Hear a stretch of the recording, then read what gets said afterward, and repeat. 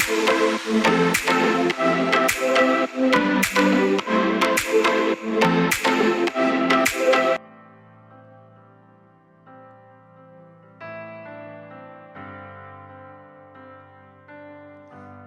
me back to the garden.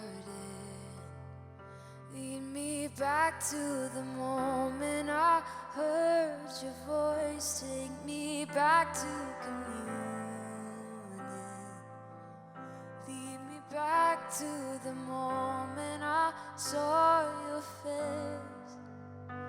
And it was oh so simple. It was easy to love. No space between us. It was easy to trust.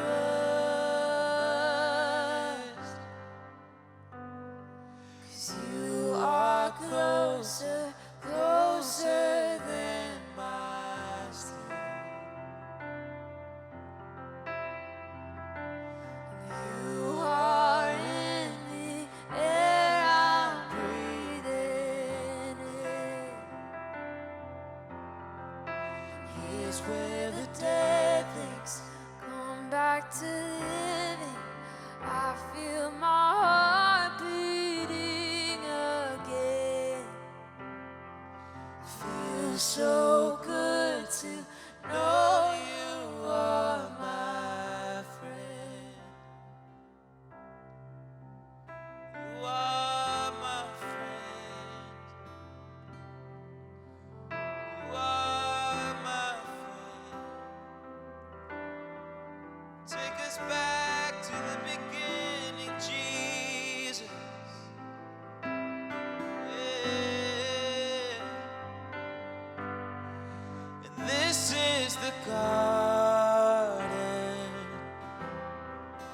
Here in the place I find you close. This is communion.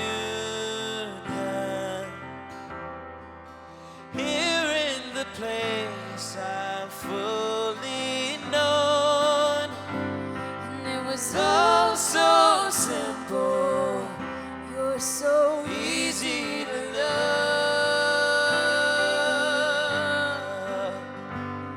No space between us. You're so easy to trust. You are, 'cause you are closer, closer than my skin. You are in the air I'm breathing in. Here's where the dead things come back to living. I feel my heart beating again. It feels so good to know you are my friend.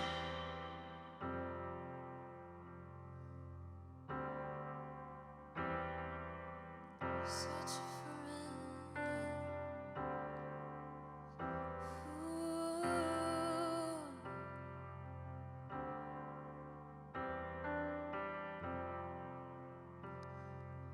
This is where I'm meant to be.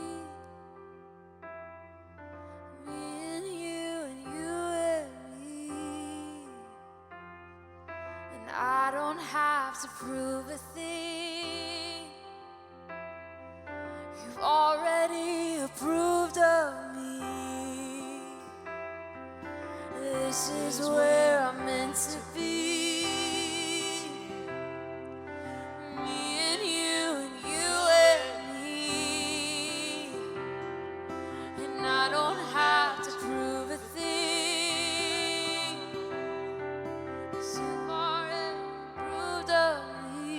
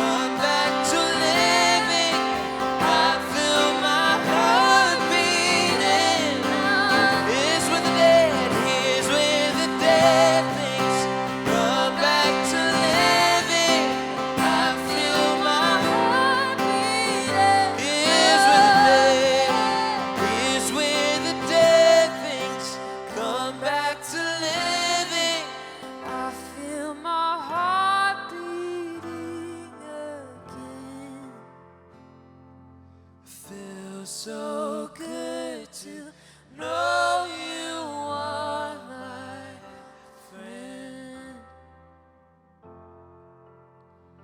Know you are my friend. The dead are coming back to life. Coming back to you.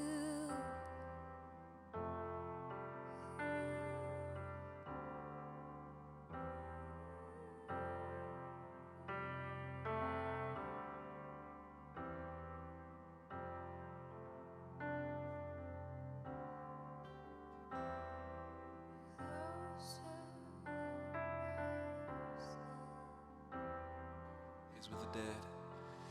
Here's where the dead things come back to living. I feel my heart beating again. It feels so.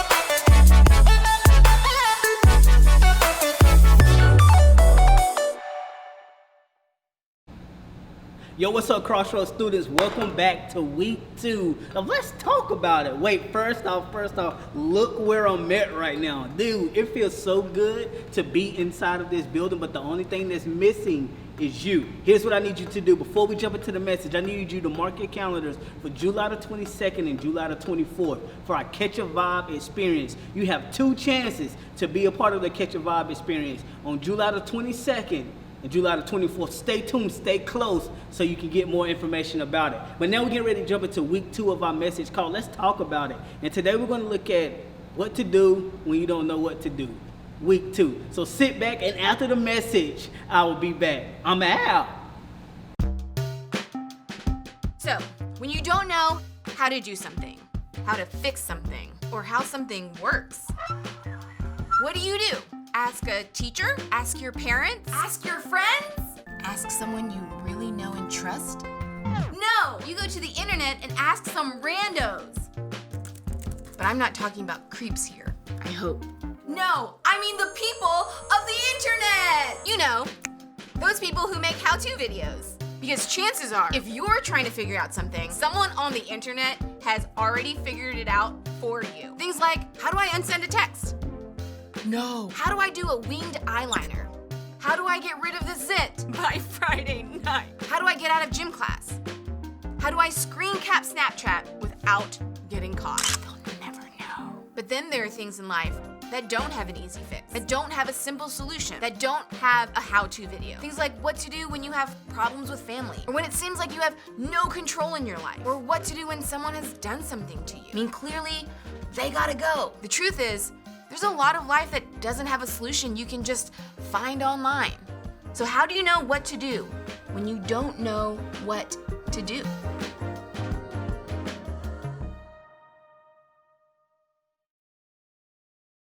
When I was in high school, my friends and I went to Taco Bell a lot, and we loved it. But also it was one of the only fast food restaurants in my town, so we really couldn't be picky about where we were eating. Now, when I was in high school, you could order a couple tacos and drink water, and you could have a great after-school snack for around $1, making it the perfect place for those of us who were short on cash. The only problem was, $1 for me was still a lot of money. So there were a lot of days when I showed up at Taco Bell and I did not have the money to order anything. So on those days, I just played it off real coolly and said that I wasn't hungry. My friend Mike would pay attention when I said I wasn't hungry, and he knew it was more of a money issue than a hunger issue. So he would tell me, just order a couple tacos, I got you. And every time Mike would cover for me, I'd say, man, thank you so much, I'll pay you back. And he would say, no need, you're good. Now, to this day, I still remember that. I was this poor sophomore who couldn't afford to buy cheap tacos, and Mike was this really wealthy junior who picked up my tab without asking for payback. Not seeking payback is really heartwarming and cozy when it comes to borrowing money for tacos, but that is not always the case. Outside of paying money back to someone you owe, the idea of payback also comes up when someone hurts us. For example, when someone talks about us behind our back, we want payback. When someone flirts with our girlfriend or boyfriend, we want payback. When someone fails to text us back or invite us to a group outing, we want payback. In those moments when we've been hurt, we want payback. We want revenge. We want them to feel the pain and the hurt that we felt. We want them to be embarrassed the way we were embarrassed. We want to get back at them for the pain they caused us. Our first reaction almost always is to get even, to seek revenge, to make someone feel the same discomfort that we felt when they hurt us. And isn't it true that the closer we are to a person, the more we want payback? Most of you aren't trying to pay back someone else's brother or sister. Your feelings probably aren't hurt because of someone else's best friend, and you probably aren't angry because of what someone else did. The people who are closest to you and the people who know you best have the most potential to hurt you. And when they do, we want payback. Now, for most of us, payback comes in one of three ways. First, public payback. This is when we do to them what they did to us in an obvious way. We talk bad about the person who talked bad about us. We snap back and make some cutting statements to them in return. Second, passive payback. Now this way is way more subtle. We make comments that aren't obviously hurtful, but could be interpreted that way. We put that subtle posts on social media. We roll our eyes when someone talks. We ignore someone else's texts. Third, imaginary payback. This one's my favorite. Now this is when payback happens when we have an argument in our minds and we dominate. We get the last word even though the offense will never actually be discussed. It just takes over our thoughts and we never do anything about it.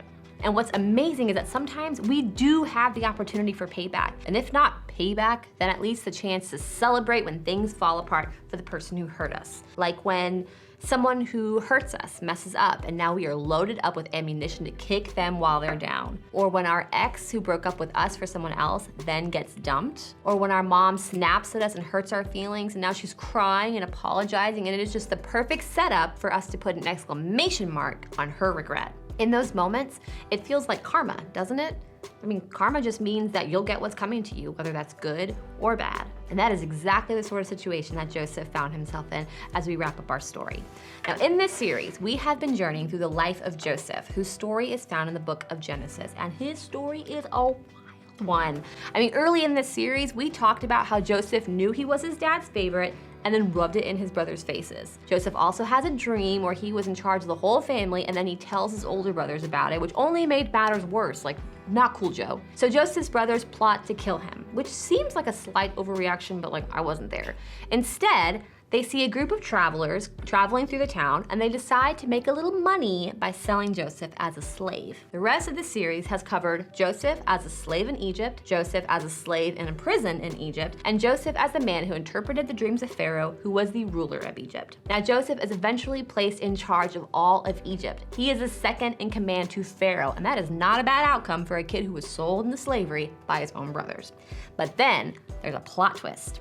After Joseph is second in command, there's this big famine where his family lives. So Joseph's dad, Jacob, sent the brothers to Egypt to ask for food. Now at this point in the story, Joseph's family thought he was dead. I mean, they weren't even thinking about the possibility of seeing Joseph when they get to Egypt to ask for food.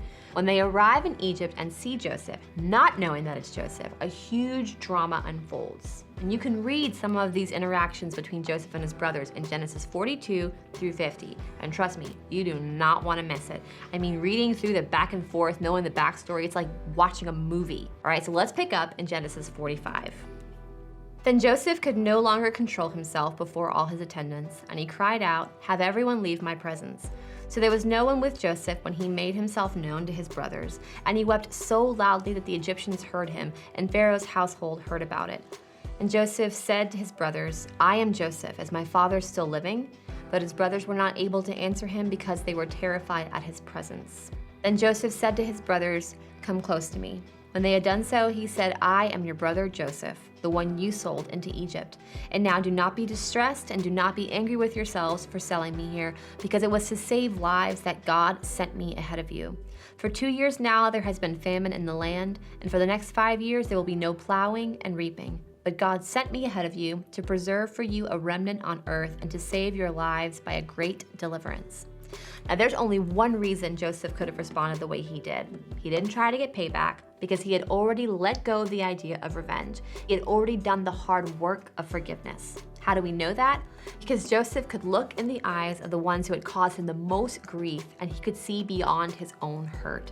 When Joseph said, "Do not be distressed, do not be angry with yourselves for selling me here," he was acknowledging their wrong and his hurt without seeking payback. Only a healed person could do this. Only someone who had forgiven could do this. Now Joseph chose forgiveness over payback, and we see that in the moment where he had the greatest opportunity for revenge. Somewhere between being sold into slavery and being reunited with his brothers, Joseph did the hard work of giving his hurt to God and allowing God to be central in his healing. And that's why Joseph was quick to acknowledge God in the area where his brothers had caused him the most pain. It didn't make what his brothers did okay.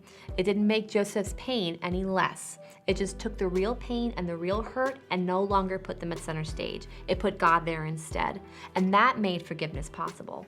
Forgiveness was not only for his brothers, it was freedom from his own pain too. Joseph went on to tell his brothers to go get their father and move the entire family to Egypt because the famine would continue, and without making this move, his family would suffer. And then this happens. And he kissed all his brothers and wept over them. Afterwards, his brothers talked with him. This is the perfect picture of reconciliation. This is where we see peace take over a relationship that was incredibly fractured, all because of forgiveness. When it comes to other people hurting us, we too have the opportunity to choose reconciliation over payback. In fact, here's a simple way to remember it. When you don't know what to do, pursue peace instead of payback. When you pursue peace, you build a bridge. Payback burns bridges.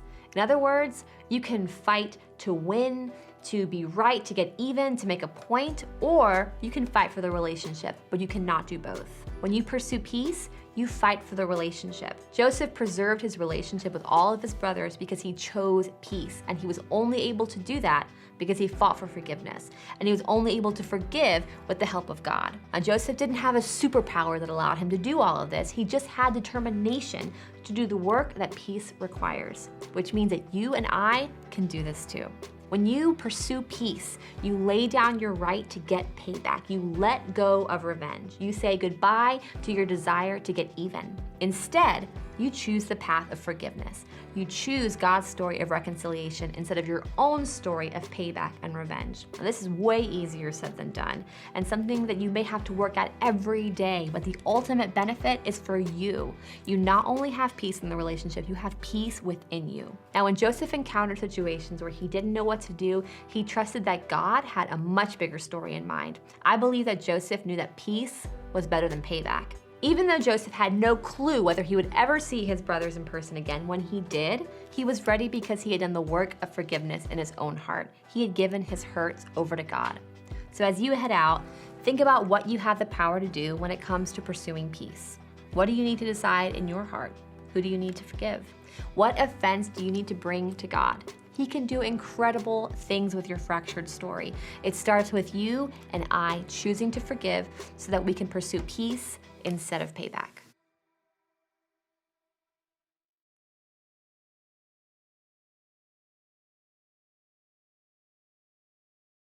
Dude, that was a phenomenal message. Do you agree right now? That was an amazing message. Listen, I want you to go back and watch it if you missed anything because the message was fire. But now we're getting ready to do what we always do, and let's go to small groups and talk about what we just listened to. But one more time, I need you to catch the dates, July the 22nd and July the 24th, the Catch a Vibe experience. I'm telling you, you do not want to miss it. Stay tuned.